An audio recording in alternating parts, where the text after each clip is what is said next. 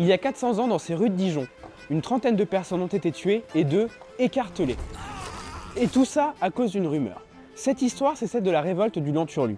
Et si on peut vous la raconter aujourd'hui, c'est grâce à des témoignages que l'on a déterrés. On est en 1629 et les viticulteurs dijonnais viennent d'enchaîner plusieurs mauvaises récoltes à cause du froid. La tension est à son max et 7 édits du roi va les motiver à sortir dans la rue. La tradition fiscale veut qu'en Bourgogne, lorsque l'on commerce au sein de la province, on ne paye pas d'impôts sur la circulation du vin. Jérôme Loiseau consacre ses recherches aux états provinciaux sous l'Ancien Régime. L'édit des élections correspond, en 1629, à la transformation du régime administratif de la province. Les élections correspondent à l'introduction d'officiers du roi qui vont remplacer progressivement l'Assemblée dans ce travail fiscal. D'où une inquiétude concernant l'augmentation des impôts. Et cette peur, elle se répand dans le contexte du carnaval de Dijon.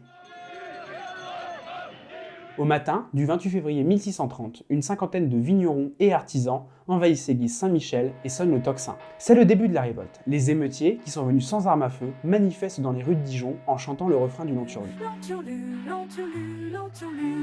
Ils saccagent les hôtels particuliers des notables qui sont favorables à cette loi et, avec les meubles, allument de grands feux de joie.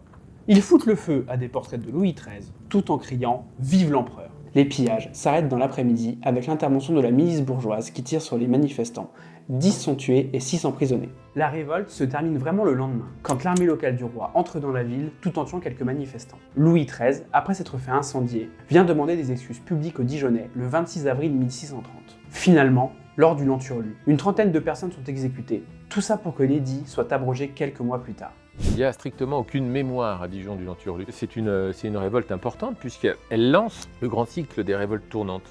Pendant 45 ans, ceux qui habitent le royaume de France vont tour à tour se révolter. Et parmi les toutes premières révoltes, il y a la révolte du Lanturlu.